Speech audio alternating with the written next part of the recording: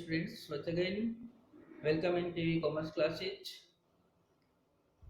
And today's topic of difference distinction between memorandums of association and articles of association. And listen once again, today's topic of distinction between memorandum of association and articles of association. पार्षद सीमा नियम और पार्षद अंतर नियम में अंतर.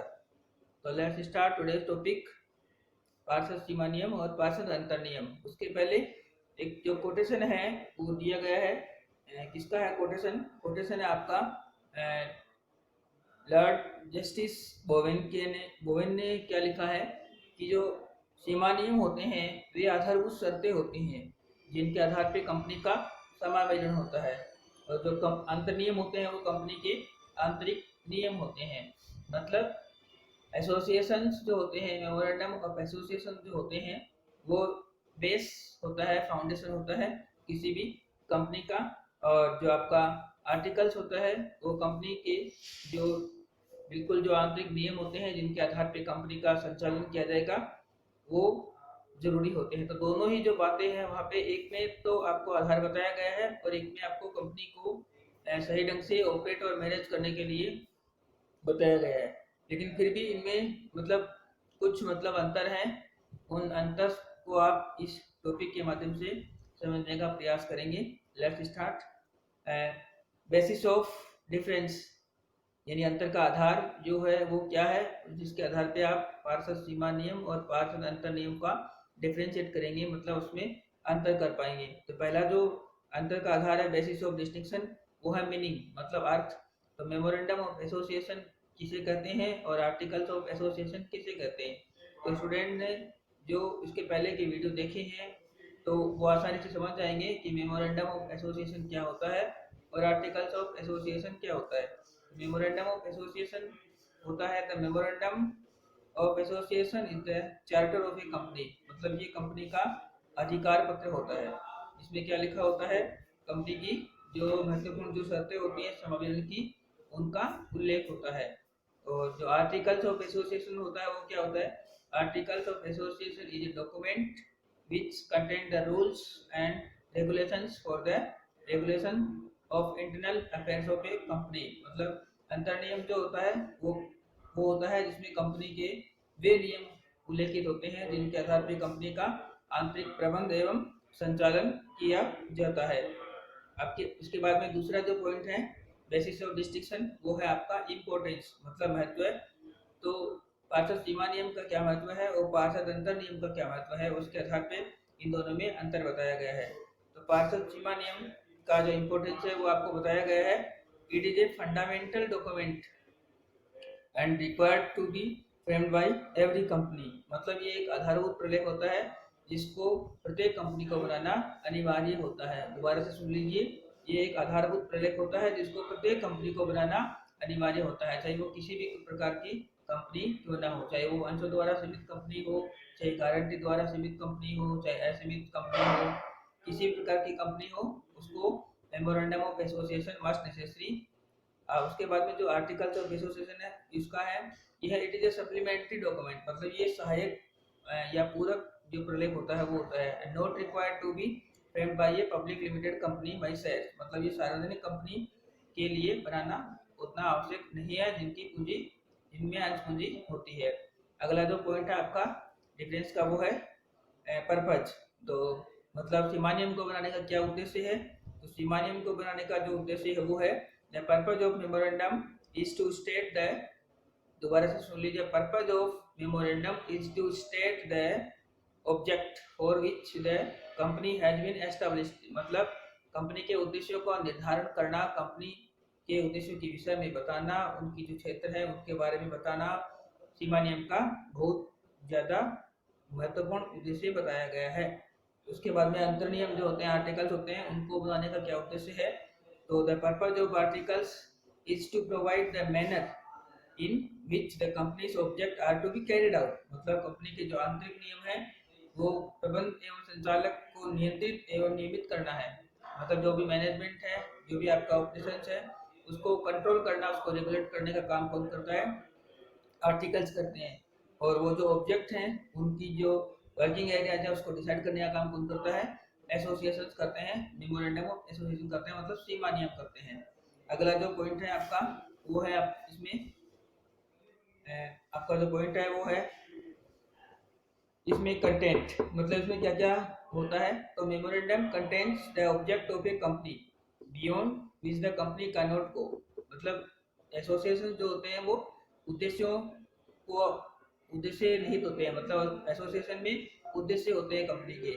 और जो आर्टिकल्स होते हैं उनमें क्या होते हैं, it content rules and regulations for management, मतलब इसमें नियम और विनियम शामिल होते हैं, किस लिए, कंपनी के मैनेजमेंट करने के लिए। कंपनी का जो भी कुछ आप संचालन प्रबंध व्यवस्था करेंगे उसके लिए आपको ये जरूरी होती है। अगला जो बिंदु है आपका वो इसमें है नेसेसिटी, मतलब आवश्यकता।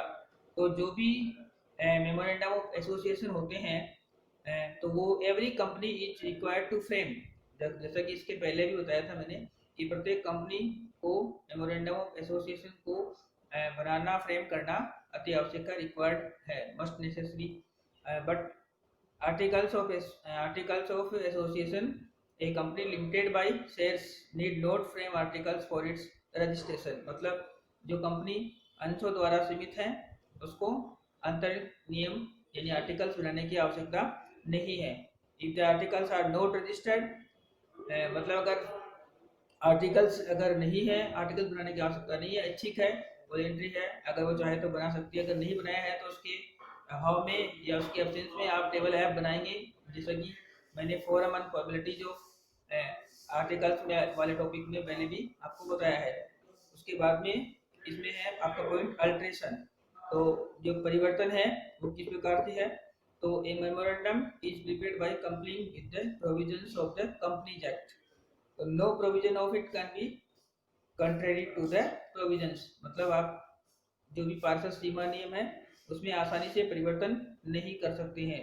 सीमा नियम में परिवर्तन करना कठिन होता है, इसके परिवर्तन के लिए आपको स्पेशल रिसोल्यूशंस जो होता है वो पारित करना पड़ता है, विशेष प्रस्ताव पारित करना पड़ता है, तो इसके लिए भी आपको सेंट्रल गवर्नमेंट की परमिशन की आवश्यकता होती है। लेकिन अगर किसी कंपनी के आर्टिकल्स अगर आपको चेंज करने हैं तो उसके लिए आपको स्पेशल रिसोल्यूशन पास करने की आवश्यकता नहीं होती है, और न ही आपको किसी प्रकार के मतलब गवर्नमेंट के अप्रूवल की रिक्वायरमेंट होती है, मतलब आप आसानी से किसी कंपनी के जो आर्टिकल्स है वो चेंज कर सकते हैं।